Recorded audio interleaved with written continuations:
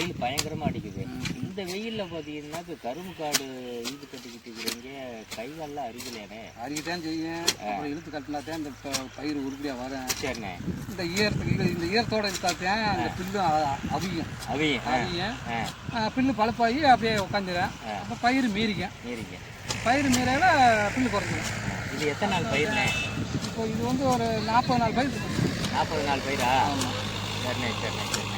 இப்போ இங்கே பாருங்க, இங்கெல்லாம் பார்த்தீங்கன்னாக்க ஒரு இழுத்து கட்டுறாப்புல கட்டிட்டு இருக்கும்போது பார்த்தீங்கன்னா ஃபுல்லாக இருக்குது. அதே தூக்கி மூடு அது மண்ணோட போட்டு உள்ள போட்டு அமுத்திடுறோம்ல.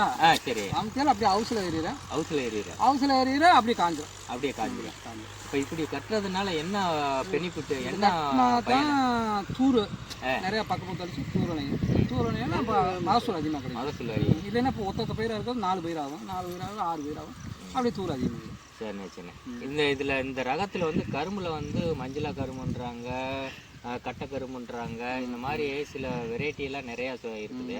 இப்போ நம்ம நட்டுருக்கிற கரும்பு என்ன வெரைட்டி? இது வெள்ளை கரும்போட சொல்லுது. சரி, வெயிட் நல்லா வரும். நல்லா வெயிட், தூர் நிறையா அடிக்கும். ஒரு கரும்பே எப்படியும் ஒரு 5 கிலோ வெயிட் 6 கிலோ வெயிட் வருது. ஒரு தட்டையே நல்லா வெயிட் வரும். கழுவு நல்லா நெருக்கி இருக்குது. அந்த பக்கத்தில் கூட இருக்குது, உயிரோட கூட இருக்குது கரும்பு. நல்லா வெயிட் நல்லா வரும். இப்போ ஜூஸ்லாம் இதே வாங்குறாங்க. நல்லா சத்து, இனிப்பு டேஸ்ட் கூடுதலாக இருக்குதுன்னு, வாட நல்லா கரும்பு கூடுதலாக இருக்குன்ட்டு வாங்குறாங்க. சரிண்ணே. இப்போ பார்த்தீங்கன்னா 1 ஏக்கருக்கு மேலே போட்டுக்கிறீங்க. குழி கணக்கில் எத்தனை டன்னு வரும் உங்களுக்கு? ஒரு அது குழி கணக்கா ஏக்கருக்கு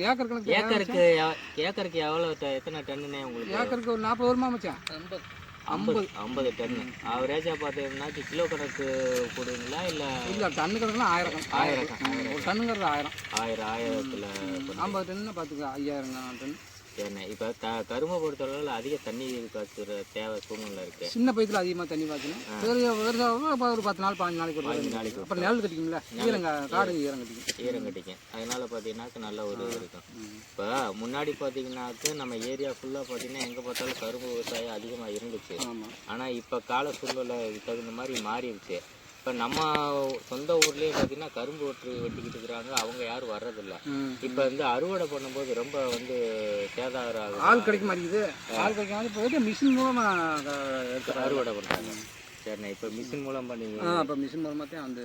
சரிண்ணே. என்னென்ன உரம் கொடுப்பீங்க இதில்? உரம் இப்போ பாக்டின் பாஸ், யூரியா இதான் கொடுத்துருக்கோம். உயிர் உரம், அசோஸ்பெரிலாம், பாசோபாக்டீரியா அது அடுத்தாப்புல தான் கொடுக்கும். நீங்கள் அந்த உரமும் கொடுத்துருக்குறீங்க. அடுத்து பார்த்தீங்கன்னா தண்ணி விட்டுட்டு பாஸ்போபாக்டீரியா, விரிடி, பொட்டாஸ் பாக்டீரியா, இந்த மாதிரி நீங்கள் பாக்டீரியா கொடுக்கும்போது ஈரப்பதம் அதிகமாக இருக்கும்போது பார்த்தீங்கன்னா அதில் மண்ணில் இருக்கிற மைக்ரோ ஆர்கானிசம் வந்து டெவலப் ஆகும்போது நீங்கள் சொன்ன மாதிரி தூரோட சைஸ் பெருசாகும். கணுவுடைய பகுதி வந்து நீட்சியாகும். ஒரு கணுவுக்கும் இன்னொரு கணுவுக்கும் வந்து கணுவுடைய பகுதி குட்டையாக இல்லாமல் இடைவெளி நீட்டாக இருந்துச்சுன்னு வச்சுங்களேன், உங்களுக்கு மகசூல் அதிகம் வரும். நாங்கள் பார்த்தீங்கன்னா திட்டமிட்ட விவசாய ஆஃபீஸில் இருந்து வரோம், எம்எஸ்ஆர்எஃப் இதுலேருந்து வரோம். உங்களுக்கு பார்த்தீங்கன்னா எந்த ஆலோசனை இருந்தாலும் எங்களை நீங்கள் கான்டாக்ட் பண்ணுங்கள். உங்களுக்கு வந்து அதிக இதை விட வந்து டன்னு ஏக்கருக்கு 50 டன்னுன்னு சொல்கிறவங்க 60 டன்னு 70 டன்னு வர்ற அளவுக்கு பார்த்தீங்கன்னாக்க நம்ம வந்து பார்த்தீங்கன்னாக்க மகசூலை கூட்டி கொடுக்கறதுக்கான வழிமுறைலாம் உங்களுக்கு சொல்கிறேன். நீங்கள் அதை ஃபாலோ பண்ணிங்கனாக்க ஓரளவுக்கு பார்த்தீங்கன்னா உங்களுக்கு மகசூல் அதிகமாக வரும். மற்றபடி விவசாயத்தில் எந்த சந்தேகனாலும் எங்களை கொஞ்சம் பார்த்து கேளுங்க. உங்களுக்கு வந்து நல்ல தகவல் சொல்கிறோம். அதுக்கு தகுந்த மாதிரி பார்த்தீங்கன்னாக்க அதிக வந்து வருமானமும் வரணும், செலவும் குறையும். விவசாயம் அப்படித்தானே 10 ரூபா அந்த நோக்கத்தில் தான் பார்த்தீங்கன்னா ஒவ்வொரு விவசாயிகிட்டையும் நாங்கள் போய் என்ன பயிர் செய்கிறீங்க, நீங்கள் எப்படி செய்கிறீங்க, எந்த மாதிரி முறையில் செய்கிறீங்க, என்னென்ன உரங்கள் கொடுக்குறீங்க, இந்த உரம் இவ்வளோ ரேட்டு வருது, இதெல்லாம் வந்து குறைச்சி வந்து நாங்கள் பண்ணுறது அப்படின்னு சொல்லிட்டு நாங்கள் பண்ணிக்கிட்டு இருக்கிறோம்.